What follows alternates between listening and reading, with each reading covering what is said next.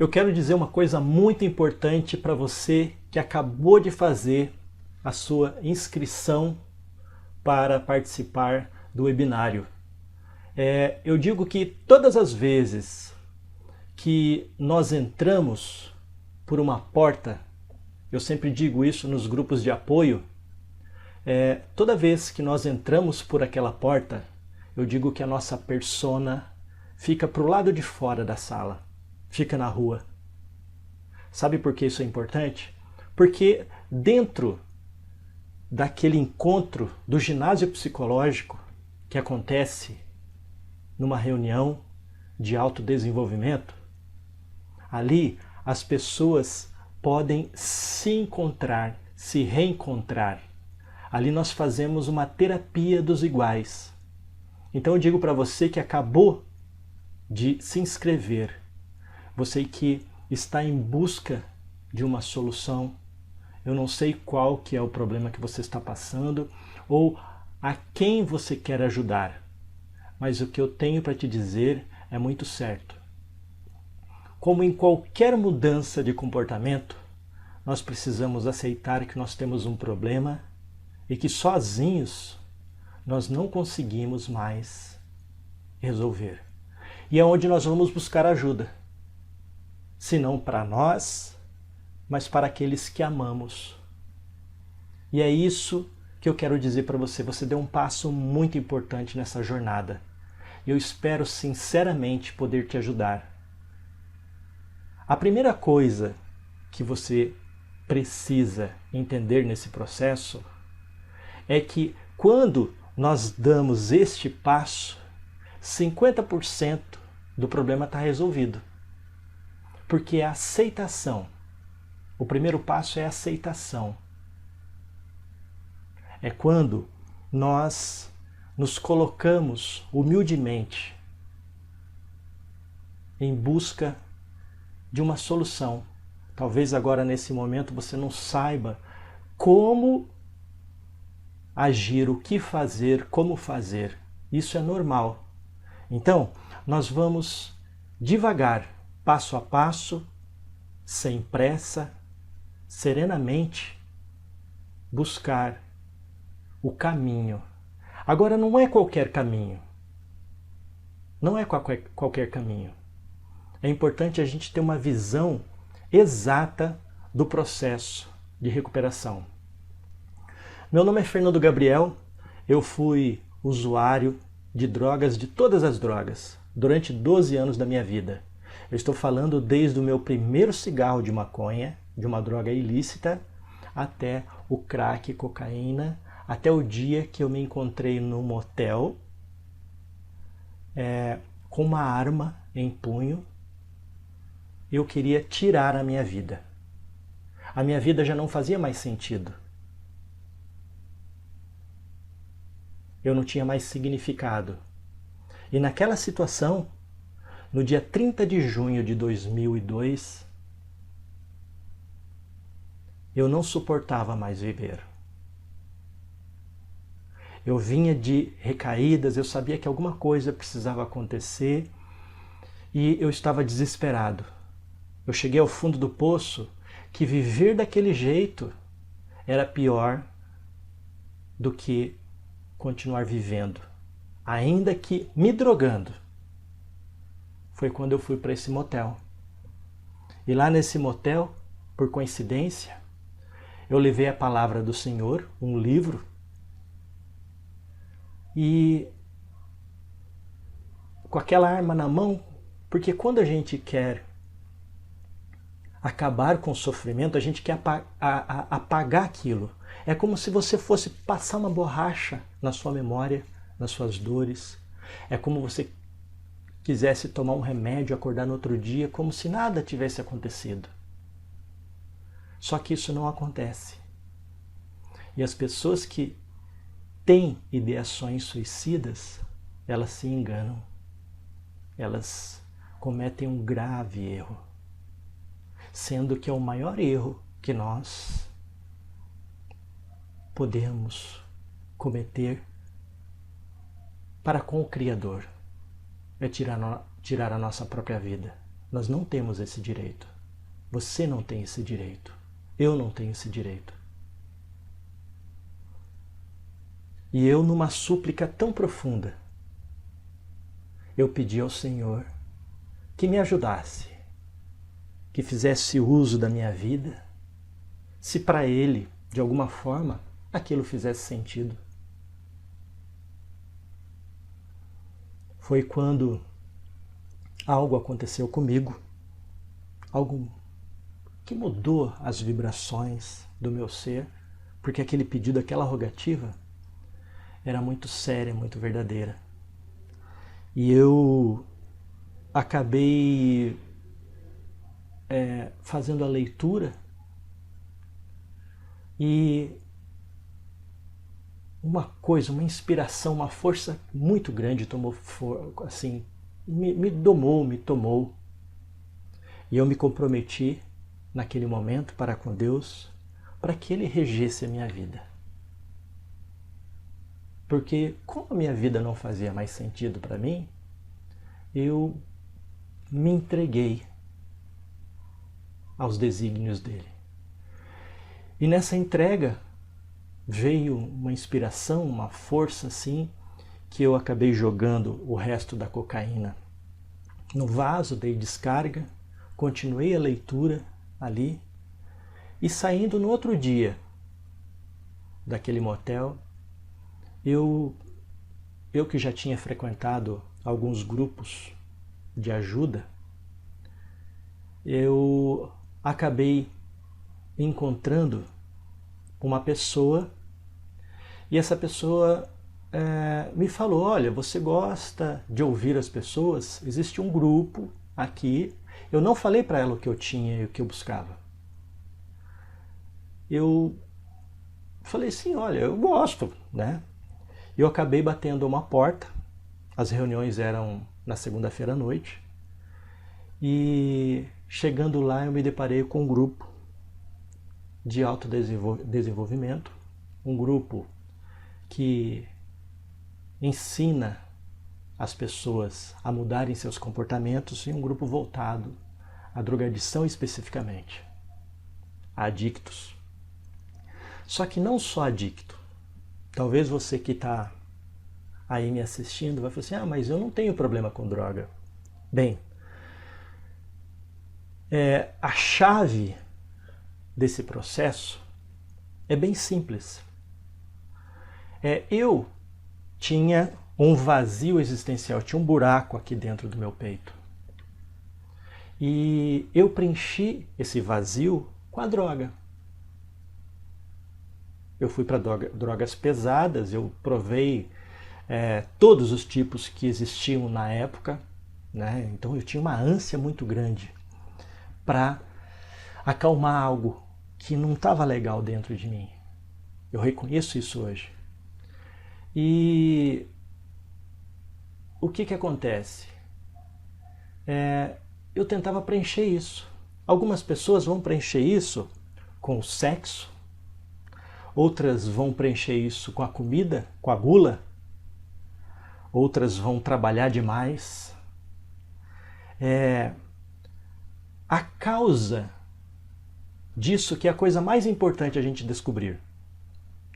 Porque os efeitos, né, a forma, o jogo, a pessoa pode ir para o jogo. A pessoa pode ir para o campo da mentira. Então, o desequilíbrio, a forma de canalizar de você encobrir uma necessidade que existe dentro do seu plexo, ela pode variar bastante. Mas a nossa sociedade contemporânea, essa questão do alívio imediato, né? Desse salto imediato que a droga proporciona, rapidamente, instantaneamente, que nos tira, né, de um estado de consciência para outro, em alguns segundos.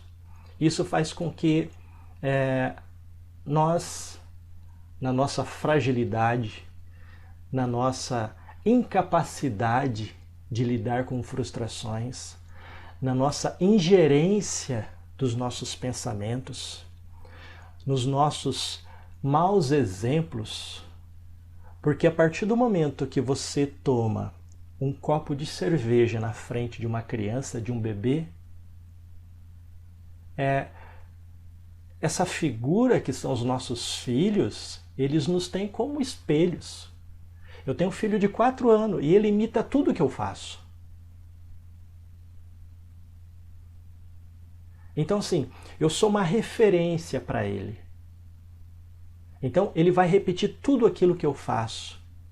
Desde da forma com que eu me comunico, da forma com que eu estou interagindo dentro da minha casa, ele repete. Até a forma, né, de gesticular, eles repetem. Então, se você vai para o happy hour, se você vai para uma festa, gente, festa de aniversário de criança onde tem bebidas alcoólicas. A criança de 1 ano, 2 anos, 3 anos, não importa. Aquele ali deveria ser um ambiente altamente generoso, amoroso, fraternal. E os pais, os tios, os avós, os familiares, os amigos, bebendo. É mais um motivo para beber. Porque viver sem bebida, viver sem droga, não tem graça. E isso é muito difícil. A mudança de comportamento, porque as pessoas elas vão se desenvolvendo, criando laços, e quando você diz que para que ela tenha uma vida serena, ela precisa se afastar de tudo, fica muito difícil. Ela não quer fazer. Porque enquanto nós estivermos sentindo prazer naqueles hábitos, a gente vai continuar procedendo desta forma.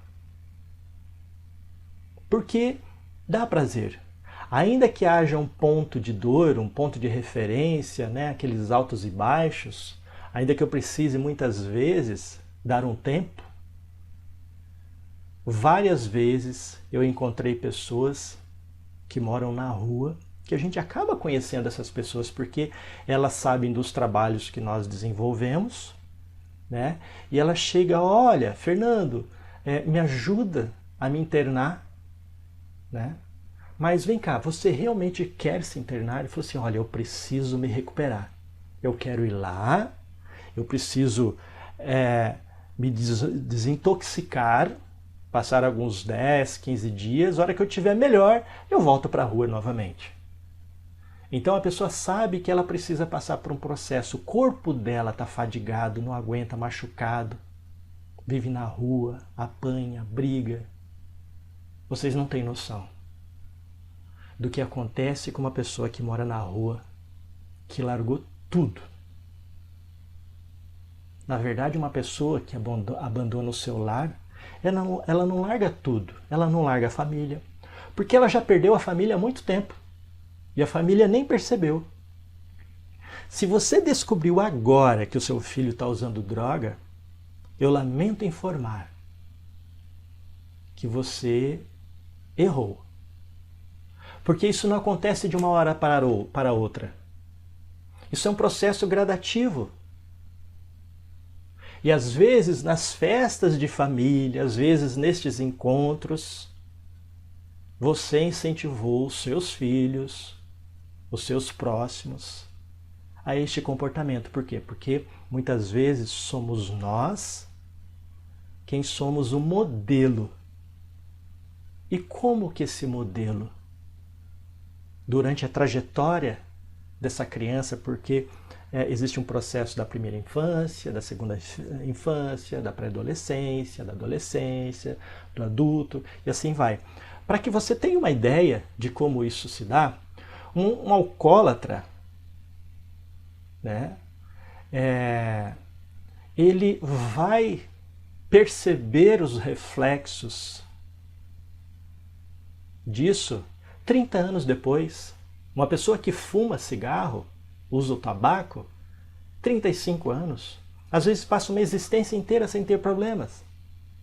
Daí a pergunta fala, daí a pessoa, daí vem sempre aquele comentário muito equivocado. Olha, mas o fulano não bebia, o cicrano não fumava e ele teve câncer. E eu que estou aqui fumando há 30 anos não tenho câncer. Então, eu vou te dizer uma coisa muito séria.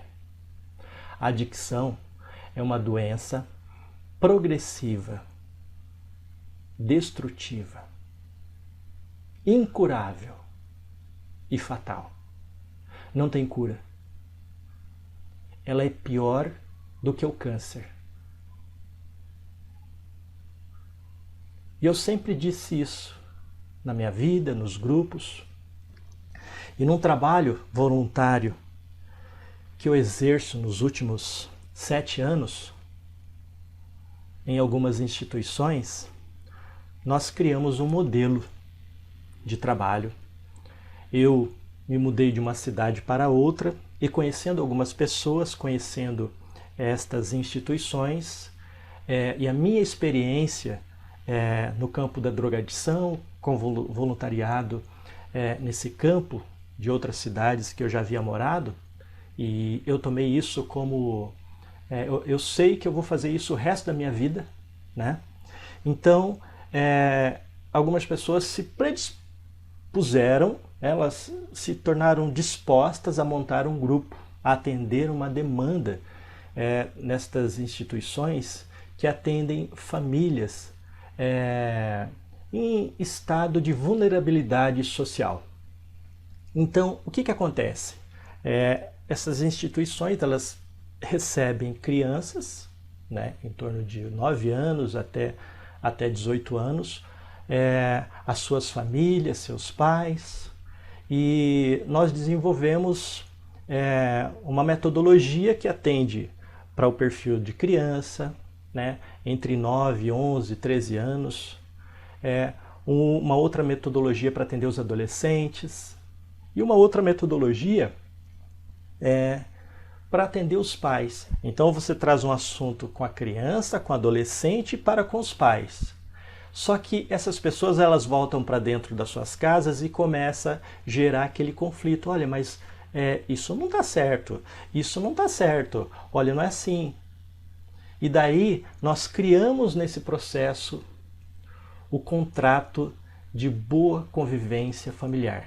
Esse contrato nada mais é do que são as regras em que as crianças, em que os filhos devem cumprir, né, as obrigações que eles devem cumprir, assim como as obrigações que os pais devem cumprir. Isso é pregado numa geladeira, né, ou em algum lugar, e toda vez que acontece alguma coisa fora daquilo, esse pai, essa mãe, né, esse filho, só aponta, olha, contrato, está lá na geladeira, procure o contrato. Porque daí, quando você faz o contrato, você faz um acordo, os familiares assinam esse contrato. Olha, eu me comprometo a fazer isso. Se eu errar nisso, eu vou ter uma punição, né? Eu vou ter que fazer alguma coisa. É a mesma coisa de você, seu filho joga videogame, e se ele não for à escola, não não ajudar nas tarefas de casa, ele vai ficar 2 dias sem videogame, assim. Então você negocia durante o contrato, porque é um contrato, então todos ali vão assinar, então você coloca uma cópia em alguns lugares da casa. E daí não tem mais que ter aquela discussão, olha, você não fez, olha o contrato. Então, é uma maneira que nós encontramos de facilitar. Porque é muito difícil você ser cobrado, você aceitar, olha, você errou. Então nós aprendemos, inclusive, a como se comunicar com estas pessoas. Se é um filho, se é um pai que está fazendo uso de drogas, seja ela lícita ou ilícita, não dá para você ir lá e brigar, discutir, olha, você chegou bêbado de novo. Você vai ter que saber lidar com essas situações. Às vezes, e na maioria das vezes, estas pessoas se tornam violentas. Estas pessoas têm reações muito desequilibradas. Então, você precisa entender qual é esse processo, quando se comunicar e como se comunicar. Só que aí entra um problema.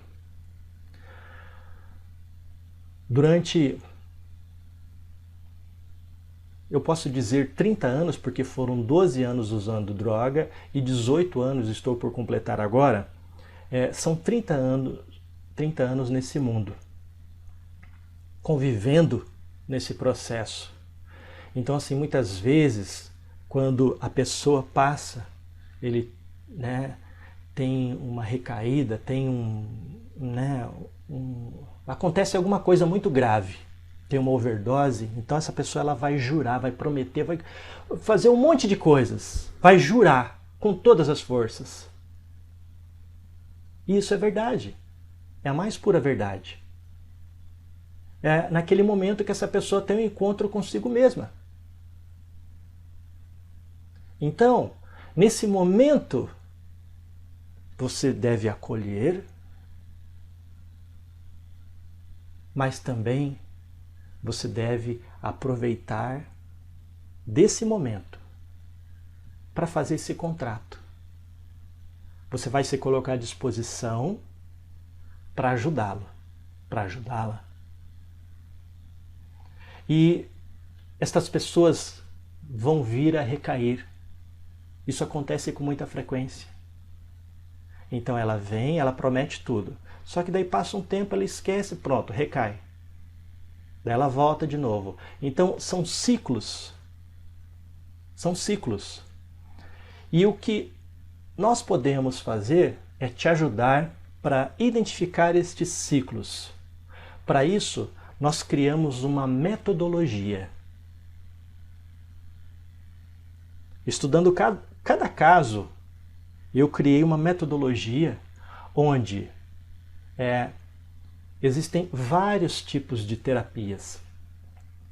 E eu acredito que, durante esse processo, a pessoa precisa de um acompanhamento personalizado. Como que é esse processo? A primeira coisa, por exemplo, você que deu esse play aqui nesse vídeo, o que está acontecendo? Você deu o primeiro passo, você está atrás da informação, você está atrás da formação, você vai colocar isso em prática. Porque isso é importante para você. Porque talvez você não saiba o que fazer. Mas eu estou aqui para te dizer, para te afirmar que funciona. Se você colocar isso em prática, eu garanto que funciona. E eu estaria avisando você aonde estão os gatilhos, aonde estão as falhas. Então, assim, muitas pessoas, né, precisam entender que nós não somos apenas esse corpo físico. Existe em nós, além do físico, o emocional, o psicológico. Existem as questões sociais, onde eu vivo, com quem eu vivo. Existem aquelas coisas, crenças que eu tenho. Existe uma influência espiritual. Eu preciso mudar o meu comportamento espiritual. Eu preciso, um exemplo, acreditar numa força superior que vai me ajudar, que vai me sustentar nesse processo. Eu preciso entender, muitas vezes, que a minha mente mente para mim. As minhas emoções mudam. Eu preciso entender que eu vou ter lapsos de nervosismo. Eu vou ficar irritadíssimo. Às vezes eu vou até perder o controle. Só que à medida que eu vou estudando tudo isso, eu vou percebendo que isso também passa. Então, eu vou ter que aprender a viver 1 minuto de cada vez. Então, o programa que eu tenho para te apresentar é 1 minuto de cada vez. A gente tem que aprender a viver 1 minuto de cada vez. Só que para fazer essa transformação nós precisamos entender a causa. Aonde tudo isso começou. Eu vou ter que, muitas vezes, a minha fragilidade, a minha insegurança.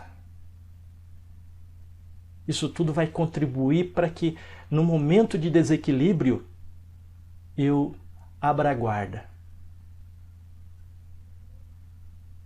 São muitos aspectos. Então, no programa que eu desenvolvi,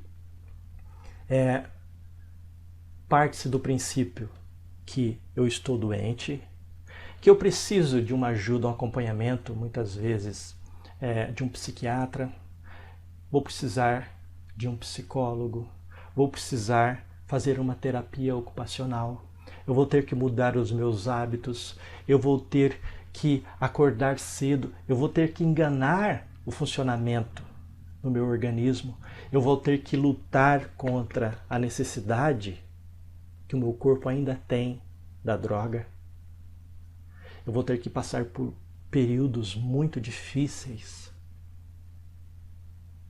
E principalmente eu vou ter que me preparar para eu uso ou não uso, eu faço ou não faço, que é o que nós chamamos de ginásio psicológico. Vou ou não vou? Por isso que viver 1 minuto de cada vez é muito importante.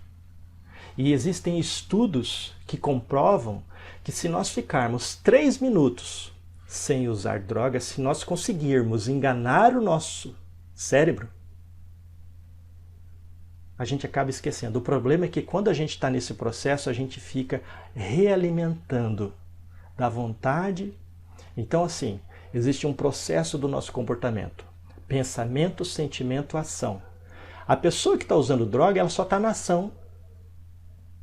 Só quando ela passa alguns desvios, ela usa demais, ela tem uma overdose, daí, opa, peraí, eu preciso sentir e pensar. Mas muitas vezes isso está no automático, a pessoa nem percebe. E ainda acha que tem o controle. Para você ter ideia, uma pessoa, um adicto na ativa, ele interfere diretamente na vida de 30 outras pessoas.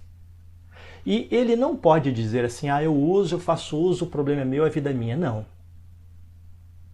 Tanto é que durante todo esse período, muitas vezes, estas pessoas, que são pessoas extremamente inteligentes, capazes, isso é inerente à classificação profissional, doutores, até aquelas pessoas que estão morando na rua.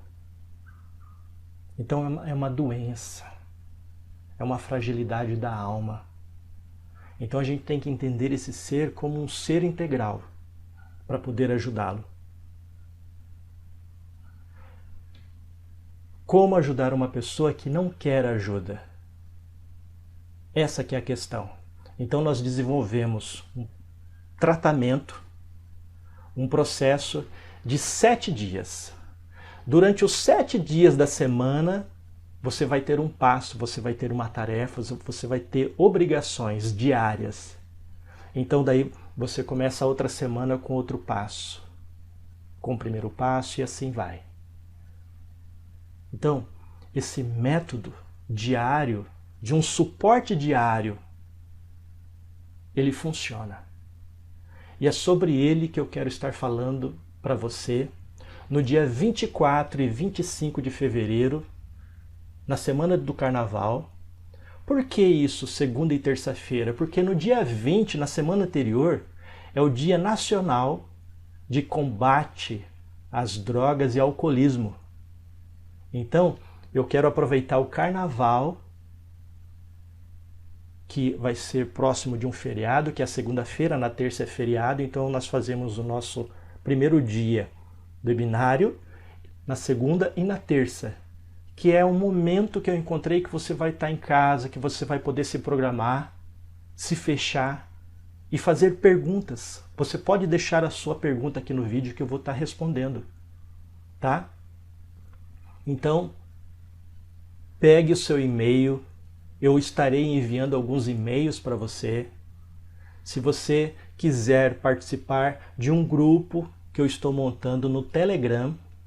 Por que no Telegram? Porque no Telegram você entra nesse canal, você só recebe informações e ninguém fica sabendo do seu número, da sua identidade, quem você é.